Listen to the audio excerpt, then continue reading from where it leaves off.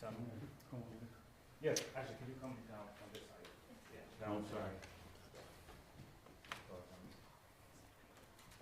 We're all set? Yeah. Commissioner? All right. We're here to provide an update on the search for the missing person case of Jaylen Griffin. With me is the Acting District Attorney of Erie County, Mike Kane, Karima Morris with the Bury the Violence, my Deputy Commissioners, First Deputy Commissioner Al Wright, Don Kent, Chief of Detectives, Craig Macy, and Special Victims Unit Detective Joel Benz.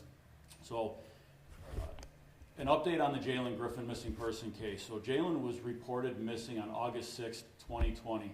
Through the investigation, Jaylen was last reported to be seen on August 4th, 2020 in the vicinity of his home. The case was handled by the Buffalo Police Department Special Victims Unit. Our Special Victims Unit handles, among other investigations, they handle all missing person cases within the city of Buffalo. They conducted that investigation that began immediately, which included a significant amount of and exhaustive efforts, searching numerous homes, locations, searching with cadaver dogs, fields. They also conducted coordinated grid searches within the city of Buffalo and in areas outside of the city of Buffalo. We followed up on every tip that came in, including multiple psychics that called in tips, spoke with our detectives, and even based off of those tips, we searched all of the areas that were included based on what those psychics said in an effort to leave no stone unturned.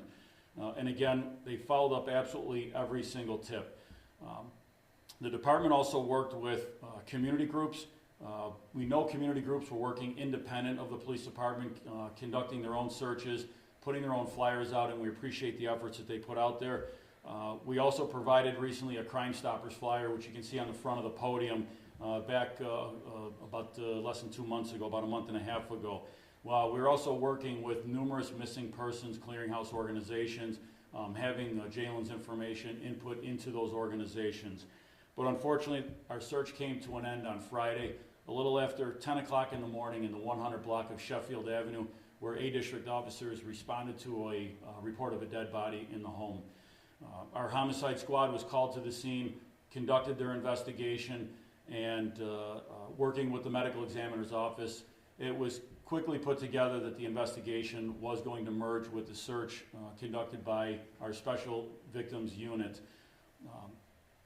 The body that was located in the house had been there for a significant amount of time. I cannot provide a time frame on that. The ME's office cannot provide a time frame on that. I'll just leave it that it was up there for in the house for a considerable amount of time, or at least found in a condition that shows that he had been deceased for a considerable amount of time.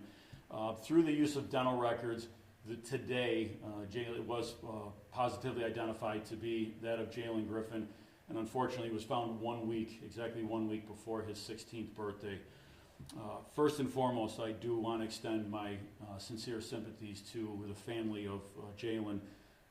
Again, this department has conducted extensive searches, and I want Jaylen's family to know that we are working diligently. We will continue to work diligently to bring the next closure for the family. The first closure was finding Jaylen and bringing him home, and now we are going to conduct another round of investigations with our homicide squad, continuing work with the Special Victims Unit so that we can bring a next level of closure. We have worked with numerous law enforcement agencies on this case, to include the state police, the FBI.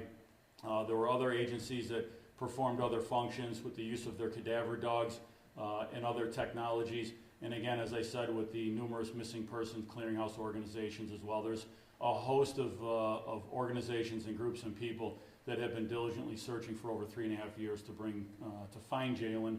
And unfortunately, the result is not what we wanted, but we did bring Jaylen home, and we will continue to work this. So I'm now going to turn this over to the Acting District Attorney, Mike Kane, for some comments. Thank you, Commissioner. I will join in Commissioner Gramalia's expression of sympathy and, our deepest condolences for the family of Jaylen. This is a young boy. He's 15 years old. This is a tragedy, and it's a terrible way to bring this search to a conclusion. This now begins a homicide investigation. As you know, it's our policy not to discuss any great detail on active investigations, but our investigation is beginning today. Now that it's been confirmed by the medical examiner to be a homicide, the medical examiner will do a thorough and complete investigation, which will include an autopsy. That could take months. We expect it's going to take months. That's going to, hopefully reveal to us some forensic evidence that is going to be significant in the investigation, and that's where the investigation is going to go from here. So I don't have a whole lot to add other than, again, just to restate my sympathies and our office's condolences to the family. All right, next I'm going to bring up Karima Morris with Bury the Violence. From the family of Jaylen Griffin, they would like to thank everyone for their input and effort to diligently work and get him home, to Detective Bentz and Detective Weber, who came on and finalized this to give us closure as to where Jaylen was. Also, we would like to thank Detective Hernzak, who came prior to them, and Commissioner Gramaglia, who I started out with when my niece was murdered. And this is where we're going to close the chapter. We will still be meeting at Memorial Drive for Jaylen's 16th birthday memorial now service, 6 p.m. At the Paderewski Circle Memorial Drive. Thank you so much, and please keep the family in your prayers.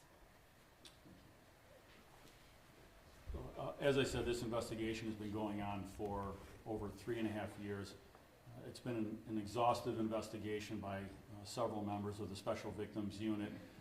They really put everything they had into this investigation and worked it very hard, and I thank them for all the work that they have done. It's the work that they have done that is allowing the Homicide Squad a significant advancement in the beginnings of their investigation. This will be a joint investigation by both squads, and as I said, we're going to work very diligently on this, and I thank all the detectives and Special Victims Unit for the amount of work they put into this.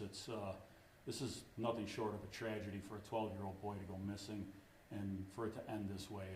This is an absolute tragedy. It's very sad. It's very hard to get through this press conference, but we have work to do, and we're going to continue doing that work. So we will take questions. There's not a lot we can answer. We'll do the best we can, but we will take questions. Commissioner, the call that came in, are you able to elaborate any more on what was said in that call and the house he was found in? Was that vacant? Was it occupied? It's an occupied structure. It's an occupied structure that somebody was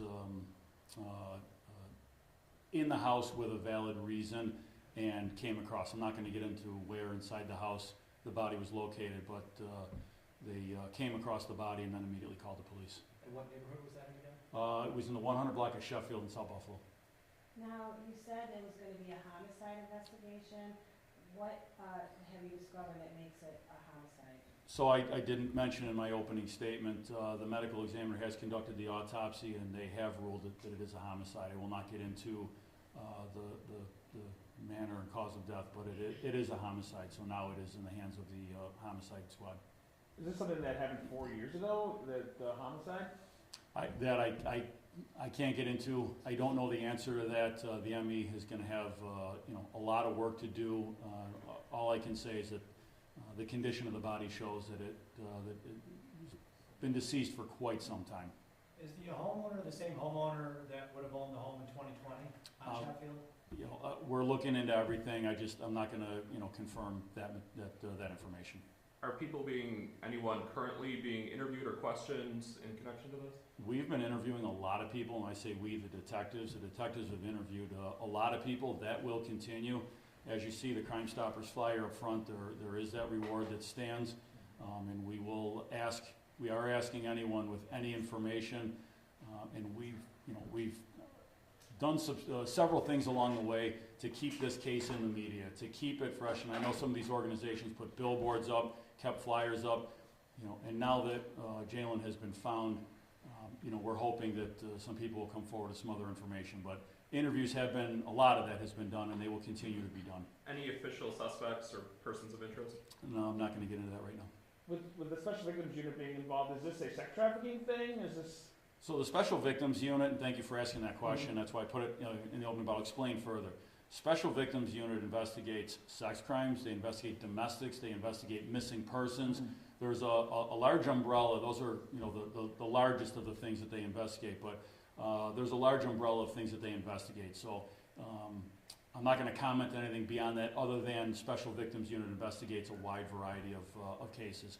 Missing persons, that's why it went to them. Have you been in touch with the family personally? So, no, not personally. We just got confirmation of this a couple of hours ago. Detective Bentz, along with homicide detectives and a homicide sergeant, went out and spoke with the family about an hour and a half or so ago, maybe a little over almost 2 hours ago. Spent some time with the family. They were made aware that we were going to be doing a press conference, and I have not spoken with them since. We've been preparing to get this information out. What's the reaction of the family? Are they relieved? Are they sad? I mean, they're sad, obviously, but what is the reaction from the family after this long? Detective Bentz, do you want to address some of that, or? Oh, yeah, Yeah. come up to the podium, please. Detective Joel Bentz from Special Victims Unit. They express gratitude for being able to close this chapter, and they understand that another chapter is being started, and that will, comprise of doing further investigations. And the family, I mean, this is obviously, they just found out, the family official deceased. This is going to be a tough time for them, right? I imagine so. Anyone else? Could you talk, how rare are these cases where you have a young victim go missing for this long and then obviously to turn up dead at this point? I mean, I don't think we've had one in quite some time. I think for this kind of, time frame, I don't recall quite some time where we've had one like this, so. Just to clarify again, so someone in that home found his body? Someone who had a reason to be in the home, so not a resident. Someone who had a reason to be, an actual reason to be in the home. I'm sorry, I'm trying to be, a little cautious on how I say it, but someone did have an actual reason to be in the home. Can you confirm that there were no sightings or anything of Jaylen, recently in this search, or is there anything you can elaborate on that investigation? We had taken some tips along the way that, people had said that they thought that they had seen him. Without knowing a time frame, but knowing the condition, I think I can say with certainty that it has not been in quite some time. But like I said, in the investigation at the onset, the last known sighting that was reported to us through the investigation was that 2 days before, on August 4th, 2020. And then any reason to believe why he would be a target after leaving to go to the store? That's, all a part of the investigation. So, we hope to bring this matter to a close and turn it over to the district attorney's office, where all of that will come to light. Good, guys? Just details on the memorial, if you could. You want to come to the microphone? So we will have a candle vigil memorial at the Paderewski Circle, which is Memorial Drive outside of the old train station. Monday he would have been 16. It will be at 6 p.m. Today. Monday the Oh, next 22nd. Monday. Okay, Correct. got it. That would have been his 16th birthday. Okay.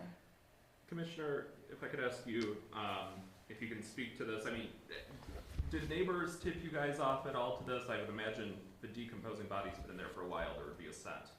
We did not get any calls on that prior to this, so this was a new call on this. We had nothing related to this at that address before. And it was an occupied home, but the person who discovered him had a reason to be there, but wasn't the occupant. Yeah, it's a multiple unit dwelling there, so there's, without getting into any more specifics, but the person that called the police, had every reason to be there to make that call.